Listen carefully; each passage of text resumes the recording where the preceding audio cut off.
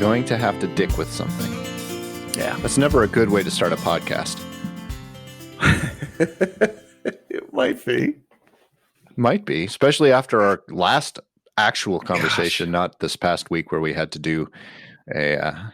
So just so everyone kind of knows what's going on, John and I have been having some more technical difficulties, which I bet you can't believe that the PoddiMouths would have technical difficulty. You know what? But a lot fewer than we used to have. A lot fewer. Oh, a heck of a lot fewer.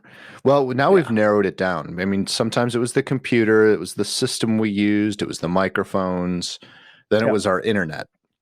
This one is the internet this time, and it's probably just, it's not necessarily the internet itself. It's probably just, I think, it's cold out, and, John is way up north and not in a warm place, even though it was fantastic. It was 49 degrees this morning here in Nashville.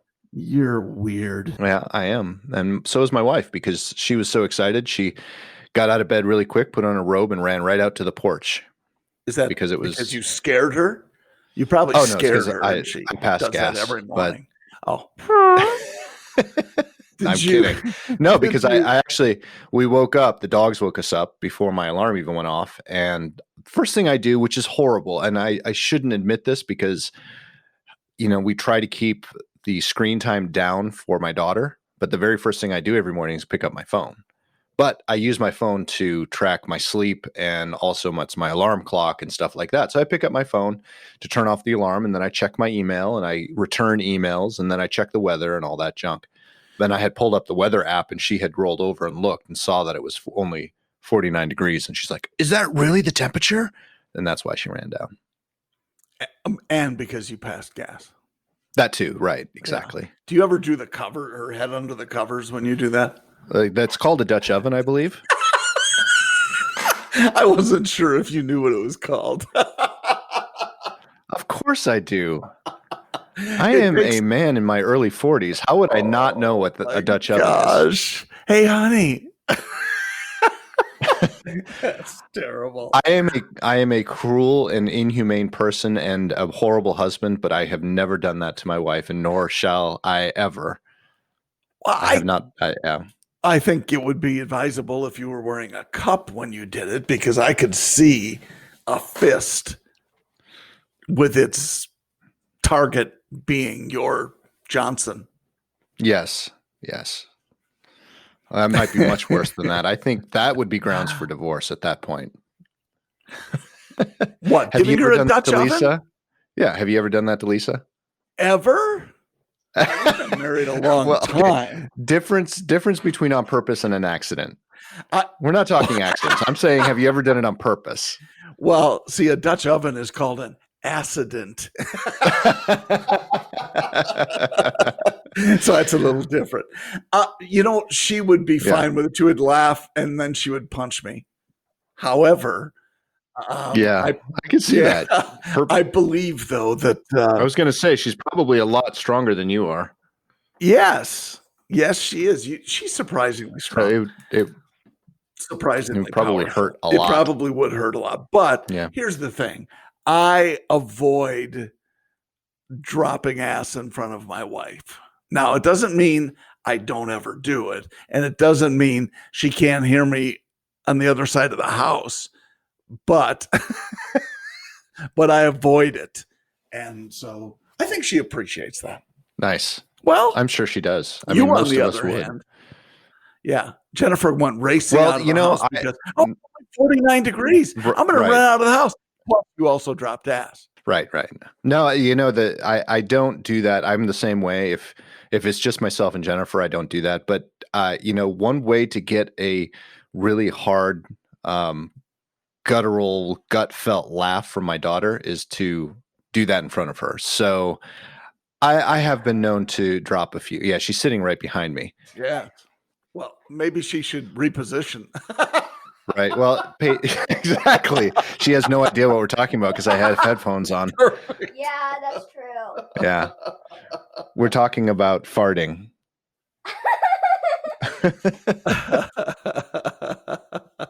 And that's all it takes to make her laugh. Exactly. Oh, yeah. Yeah.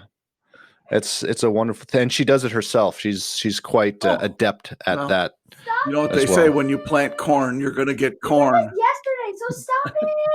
That's true. Yeah. Okay, you can stop doing that now. Why? Because you're making a lot of noise on my podcast. I don't care. Yeah, you do. Finish. I want to be on your podcast. Finish your math. Well, you can be on the podcast when you finish your math. That's probably not going to happen because I need help. And let's face it, it's not worth do it. The next question.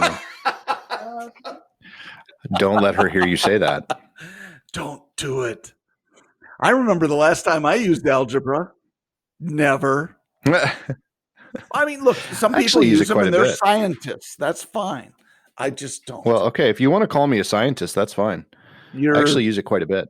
Do you now? And now, I will say though, with some of the things that she's learning, I have had to go back and relearn how to do certain things because I have gotten very, not lazy, because lazy is not the more efficient, meaning I use a calculator. Oh. Damn technology. I know. I had to relearn long division. Well, I can do long division. It's the crap they're teaching our kids today that is not long division, and it's psychotic. Yeah. Actually, I kind of like what she's learning now in her new school because it is the old way of doing it. It's not the I think they said they do Common Core, but it doesn't seem Common Core-ish. So I don't know.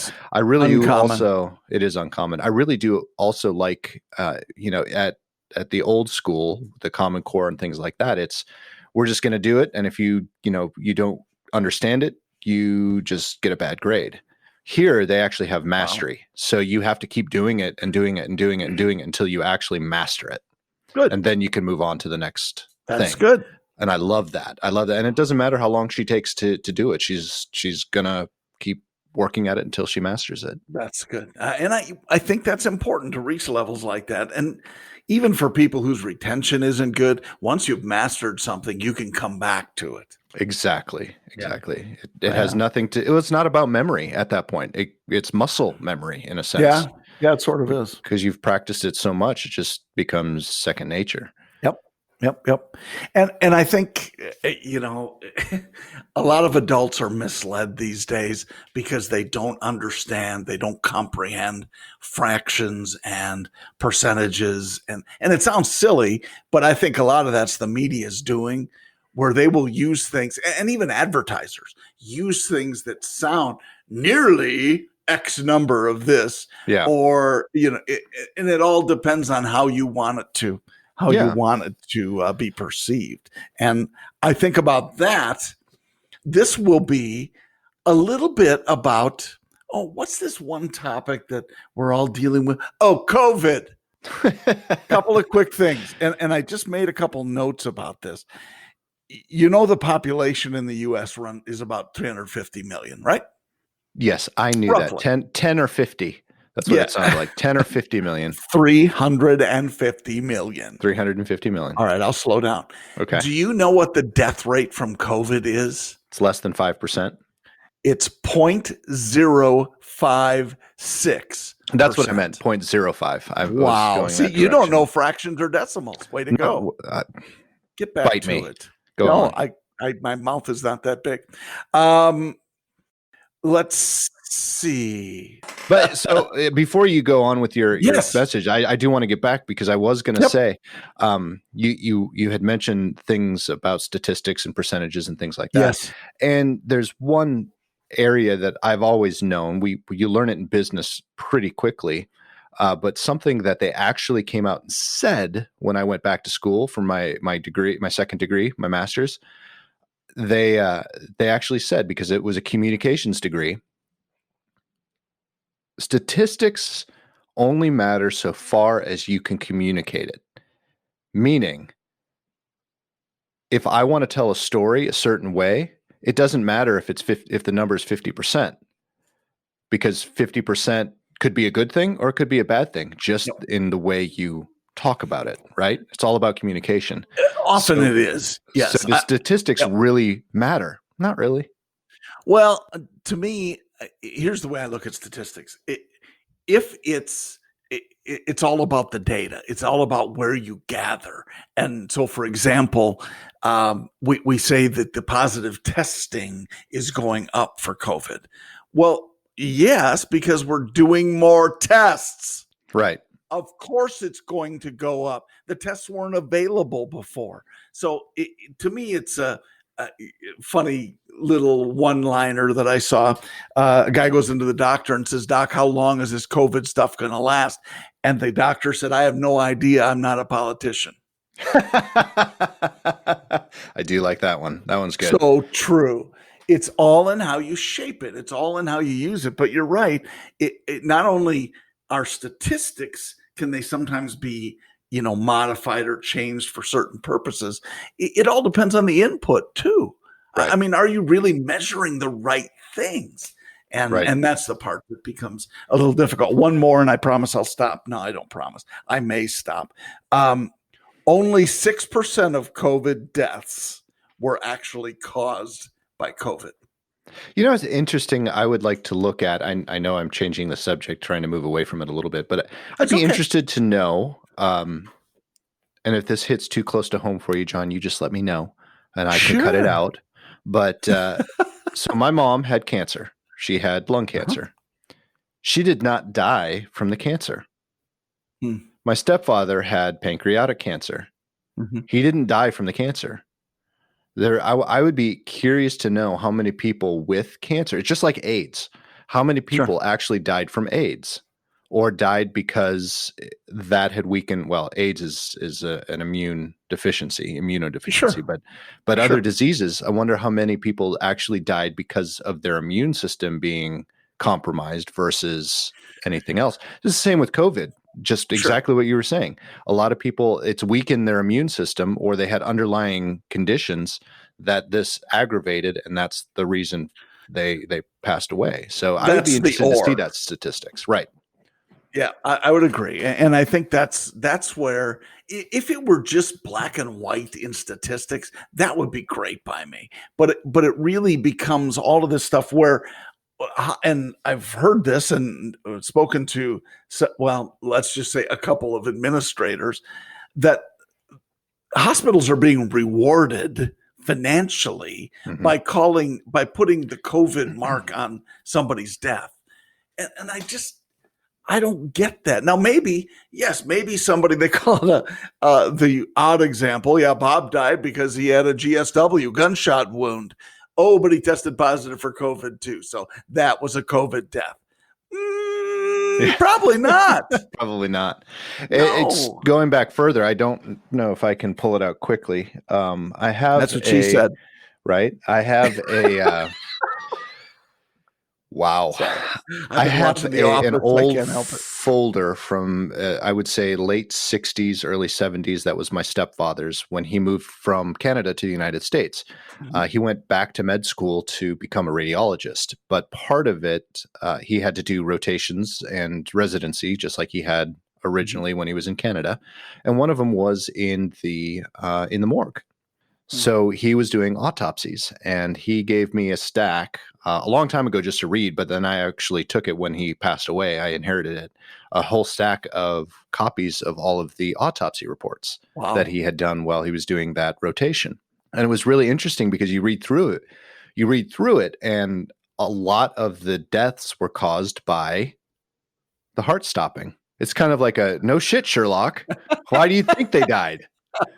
That's, they didn't die of old age. They died because their heart stopped, or, they did this, and this, but their heart stopped. And that's the cause of death. Yeah. But there are a lot of underlying reasons why their heart stopped, right? Yeah. I might call that an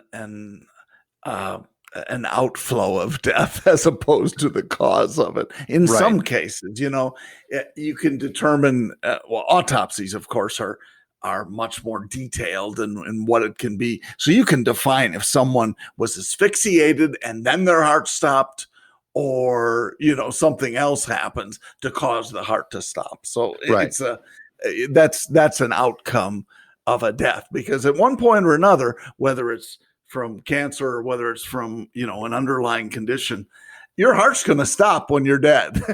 Right. So that would be 100% of the deaths. Exactly. So anyway, yes, that's it's interesting to me how the data can be manipulated sometimes, and I think that's what we have to watch out for. Right, I agree, and that's dangerous everywhere. It has not just what we're dealing with right now, but everywhere in life. I mean, even in business, you've got to watch out for that.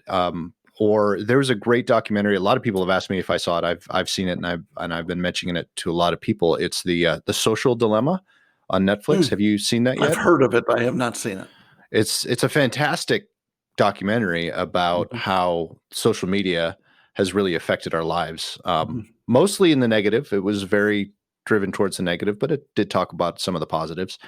But that's it too, and it's talking about the algorithms that are built into social media and how, based on your interests and things like that, it drives you down certain rabbit holes. We use that term all the time, rabbit holes, on our podcast, because that's exactly what they do.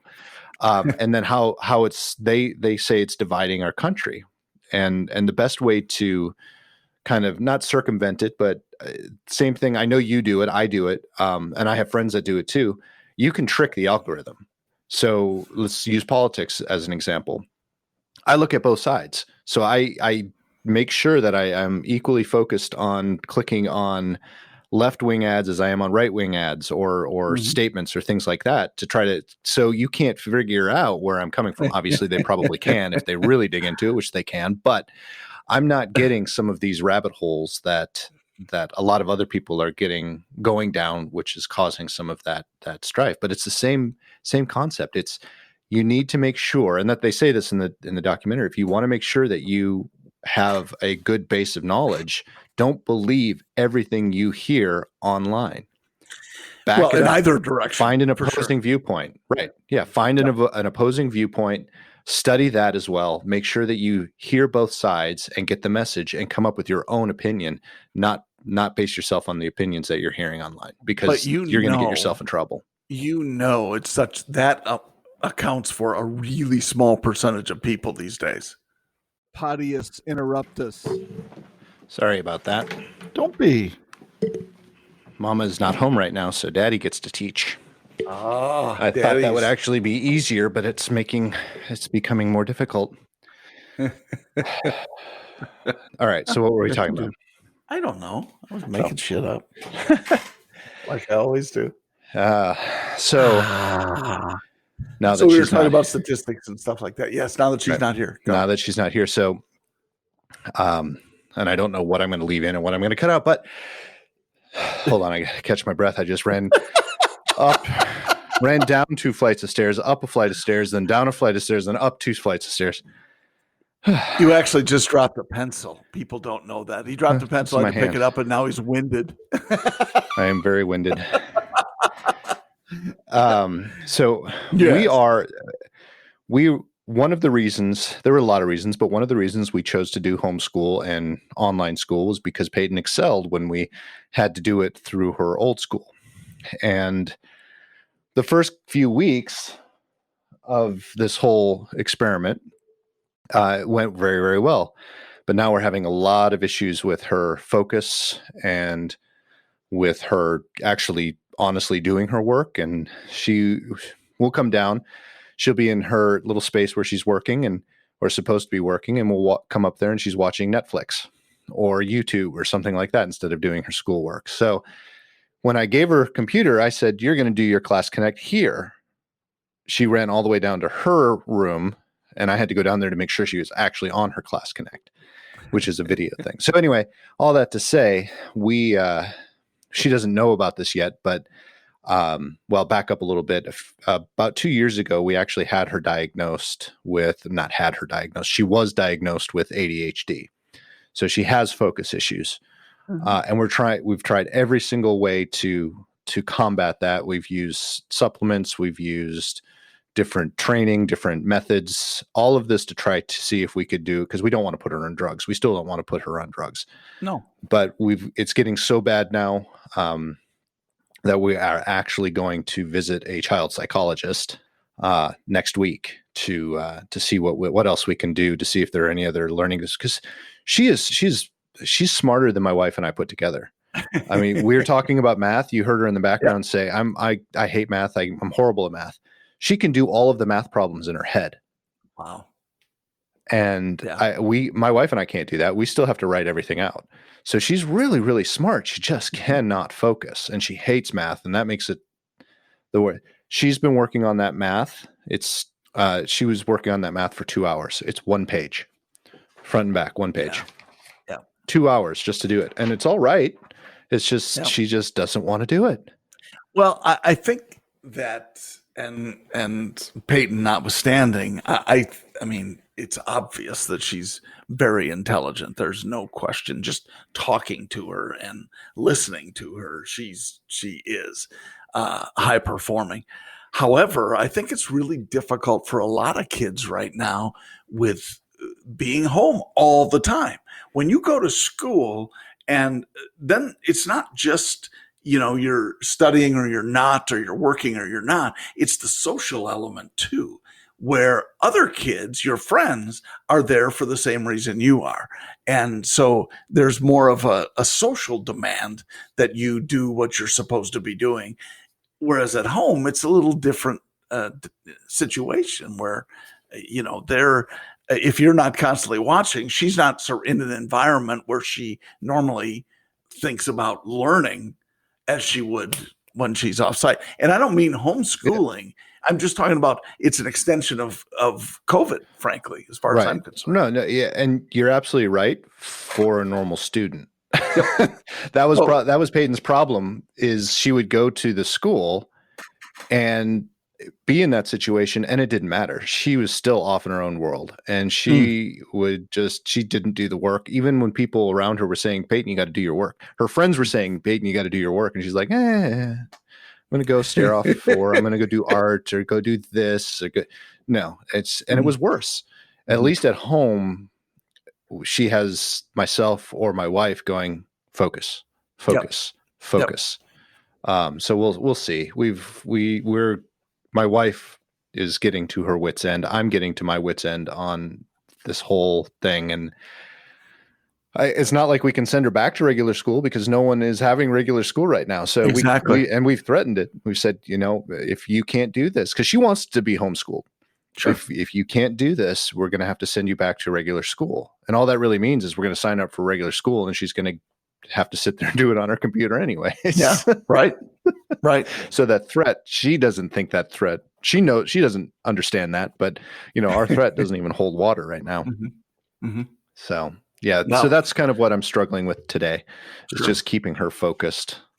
And I think I think a lot of people are having struggles with it. I mean, that goes across the board, whether you have a child, a high performing child who is distracted easily, or just kids in the middle of the curve who are not concentrating and not doing schoolwork, because it's different than it's ever been. Yes. Yep. And so it's weird. Yeah. It's weird. Uncharted territory.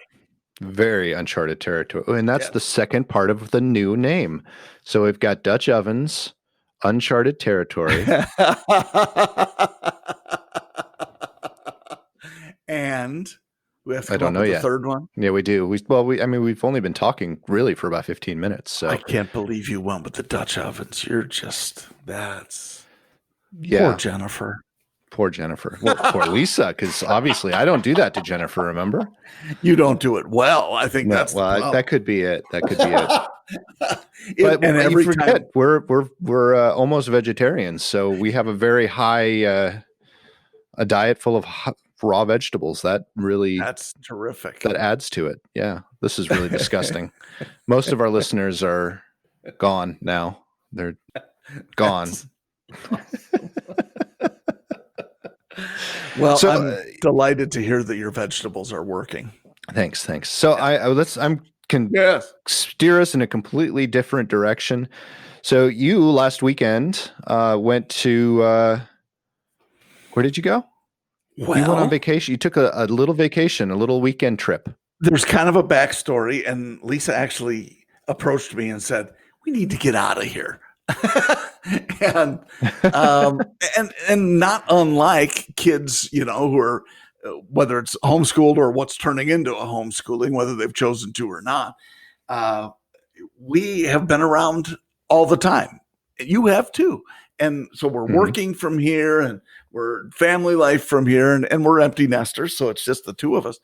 And she just said, "Let's get out of here." And I said, "Where do you want to go?" She said, "Away." And so I started to do a little research, and I talked about this earlier, actually before COVID, that I wanted to see Mount Rushmore because I've never been there.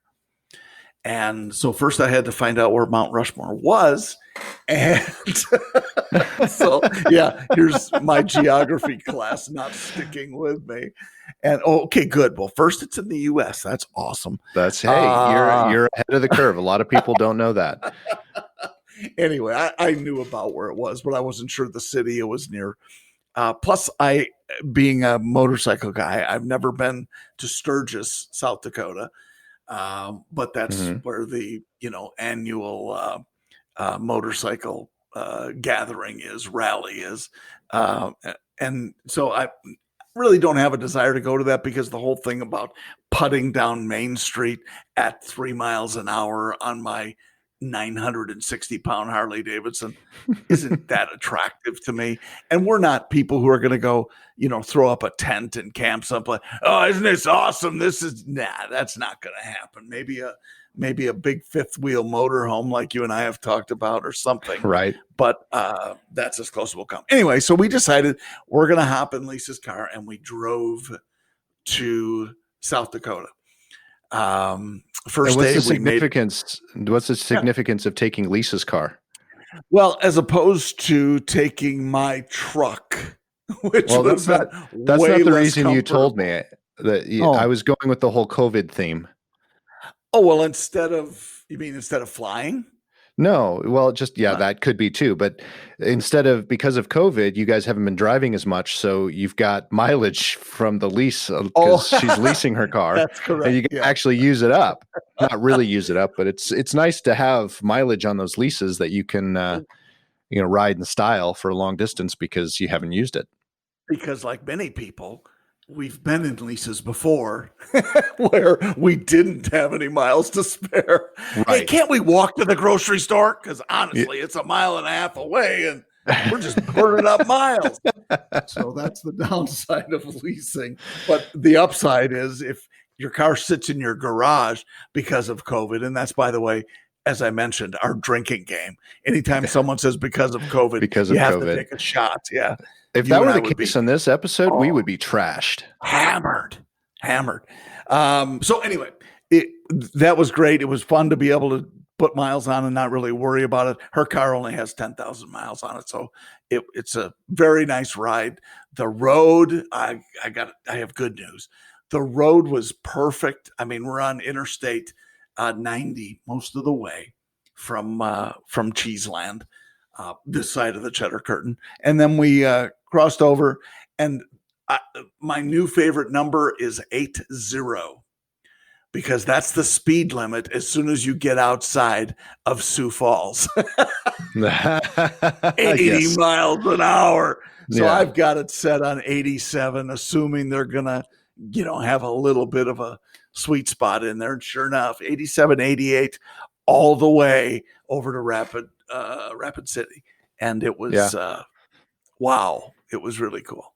So it's fun, isn't cool, it? As cool as it can be to sit on your ass in the car for 6 hours a day. Right. Well, and if you were going the speed limit that the rest of us have to drive, it would be a lot longer than that. And coming home, we decided to take a little different route. So we went through Iowa instead, and we were in a 65 mile an hour zone.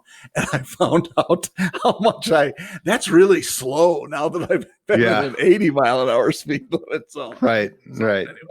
But long story short, it was fun. We really enjoyed seeing Mount Rushmore, and we saw Crazy Horse Memorial.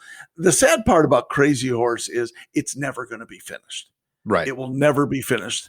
But I'm probably curious, ever, but not in our lifetimes for sure. I've never seen either. I know a lot about them. I've done a lot of research on them. Cool. I've just never gone. But I have always been told that Crazy Horse is actually more impressive than Mount Rushmore. Now that you've been, can you either confirm or deny that claim? I absolutely can. It is not even close. What do you mean? Mount Rushmore is much more impressive. Is it? Okay. Much, much, much. Now, good to know. If Crazy Horse were finished, then it would be probably equally or even more impressive. It's not as close up to the viewing area as Mount Rushmore. That's one thing. Okay. But the other part is there's just so little that's been done. And it started in like 1948. Okay. So it's just a shame. And I wish, even, forgetting the Native American culture and so on that it's honoring, I just wish that they would put more into it, I guess. But they've done sculptures representing what it's going to look like, and that's in the viewing area. It's like a 1/300th version of it. And it's beautiful. I mean, gosh, the wind blowing in his hair and the horses, it's just really cool. But it's not going to happen. We will never witness it. There's not enough time. I'm sure that's part of it. The original sculptor is dead. Right. Wasn't it his son or his, not a son, but not an intern, apprentice? But yeah, isn't that who's working on it now? I believe so. And but I'm not sure how much work is actually being done. So that's the sad part about it. Okay. Rushmore was under construction, just the viewing area, but the sculpture itself is it's incredible. It is absolutely beautiful. So anyway, yeah, it was well worth it. And then while we were there, we drove through Sturgis, we drove through Deadwood, and that was all interesting. The Black Hills, it's a beautiful place. So I'd recommend, if you have not been there, plan that visit. It's a neat area. The drive, it's boring, but it's not terrible. So anyway, if you haven't been there, do plan to go. Okay. Sounds good. So I got distracted just after we were talking about my daughter being distracted. I was still listening, so I got all of that. Go to South Dakota, and honey, we're in South Carolina. Where is Mount Rushmore? God damn, John led me astray. Well, my phone started ringing while we were on the call, and it was Mountain View, California. So I'm like, okay, I don't know anyone from Mountain View, California. It's probably Google trying to sell me something. So I ended the call because I'm talking to you. Yes, how nice. And then it was 10 seconds later, they called again. I'm like, that's weird. Same number. So I was looking it up, and this is what I got from the number. 1234 next. Buzz Lightyear. One reply. Indian dude from Google trying to squeeze more money from your pockets for AdWords. Really? Yeah. So that's it was interesting. Well, that's probably maybe an old version or something like that, because they don't call it AdWords anymore. Right. So that's one thing. Yeah. Well, that one came from 2017, but the number is still tied to it. I don't know. Got it. Anyway, so I thought that was funny. Sorry for the seeming distraction. The whole thing in my mind about you and Jennifer going to South Carolina, which is also beautiful. It is. We've been there many times. Yes, it's very nice. Yeah. But you're not going to find Mount Rushmore. One of our favorite vacation spots is actually, and we've talked about it on the podcast. We before. have not. We have too. See, I'm wearing my shirt. Is Hilton Head, which is in South Carolina. Love Hilton Head. It's beautiful. Yeah, it's beautiful. It is. And I actually don't like the water. Cool it is. It's a really neat island. It's very chill. It's chillaxed.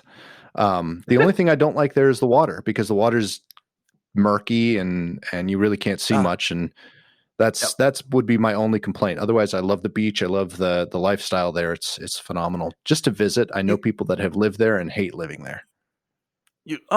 Interesting. That's probably most tourist places. I would agree. Guess. Yeah. But the thing about that, I live in a tourist destination. Yes, but we now. avoid downtown. Yeah. You can't really do that on Hilton Head. Yeah. You can't really avoid the tourists because the whole thing is a tourist trap. True. So that's definitely understandable. Like living in Wisconsin Dells. Right. But the interesting part is it's probably like Key West that 95% of the population, if not retired, works in the tourism industry. That too. Yep, exactly. So it's tough to separate the two sometimes. And speaking of the water, to me, that's a huge deal. We live on the river. There are some people who have beautiful properties overlooking the river, and it's depending upon the river, unless it's like mountain fed, right? It's murky, muddy water, right? And I don't care.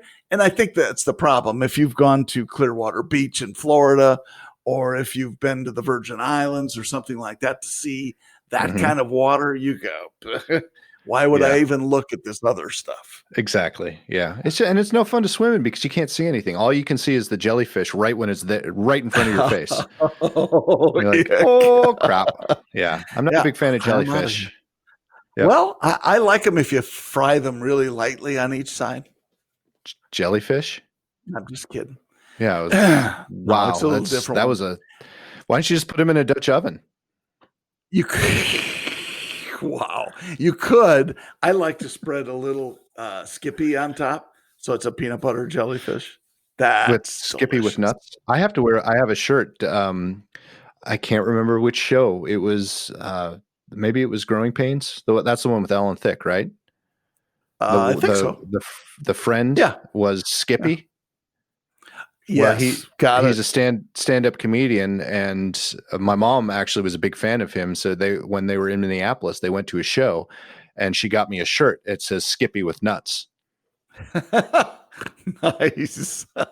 The only one I want in preference over that one is, and the guy used to be in an ad for 7-Up, and on the front it said "Make 7," and on the back it said "Up yours."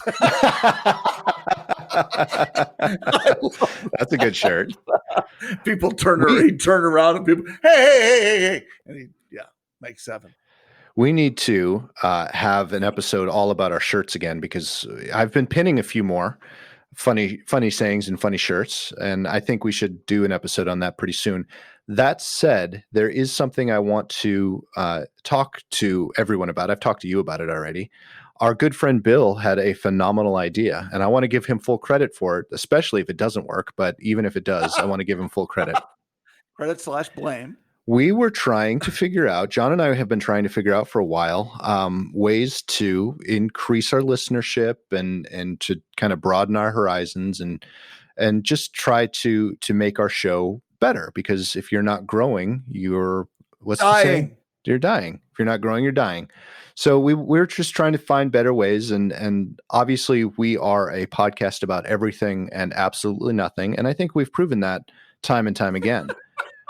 So one of the ideas was to try to narrow down our focus to make sure we hit a specific niche, because we thought that might be it, but we couldn't really figure out how to do that without losing our fun, our just our general nature, what actually makes the PoddiMouths the PoddiMouths. Yes. So Bill came up with this idea. He said, why don't you ask your listeners to send questions or send topic ideas that you and John can talk about in your PoddiMouths forum or fashion, and call it Poddy Corner. And I thought that was a phenomenal idea. So I would like to introduce now to everyone the option to ask us questions or give us a topic that you want to hear about that John and I can debate in our own PoddiMouths way, and see what kind of either serious notes or hilarity that we might be able to come up with on the podcast. Notes? Serious note. I mean, I was trying to figure. You heard how I stumbled through that because I was trying to find a good way to say it and actually sound serious. I mean, we're going to completely rake all of this shit through the coals. But I totally agree, and I think it'll be fun because depending upon what some of the suggestions are, I think, and we'll just research it and we'll have some fun with it. And I think that would be a cool way for us to, expand into what other people are doing and thinking. And I'm not talking about podcasts, but I'm talking about what your interests are. And so, listeners, if you've got something that I'd be interested to see what their take is on this. So it can be something political. We're not scared of that. It can be something that is a hobby of yours that you'd like us to talk a little bit about, or whatever. Familial, COVID related. Two things I want to point out here. Yeah. First of all, John said something that I know all of you will probably don't believe, but we will actually do it. John actually said the word research. Right. We will actually research some of this stuff before we talk about it. Unless we don't like it. Right, exactly. Well, we don't have to use it then, John. But Nick, the first recommendation here is cat houses in Vegas. Oh, let's talk to our wives. There's restaurants there that have cats in them, just like they have them. Oh, you're not talking about those cat houses. Well, sure, you can do that research. I'll do the other. It's yeah. Oh, okay. We better get on a plane because honey, I don't want to do this, but Nick and I have to do research. That's got to go to the cat restaurant. Exactly. Vegas cat houses. Yeah. So that will be terrific. We're looking forward. Completely forgot the second point on that one. Isn't it funny how that happens in these podcasts? Yeah. It really is. But that's kind of, I guess that would be the second point. We're going to go down some really funky rabbit holes with that. One would only hope we are. Oh, I remember. The second point is if there is something that's interesting, and this is also part of Bill's idea, was if there's something that we don't know about, it's a great opportunity for us to invite an expert on. Yep. For the potty corner for 10, 15 minutes or however long we choose to talk about it, and invite that person on. For example, if we're going to talk about painting wheels, we might call Bill and say, Bill, come back on the show and let's talk about painting wheels or cars in general or something like that. I fully expect wheel painting to be really high on the list of most of our listeners. That's probably the next episode. They probably want to know more about wheel painting. Probably. Yep.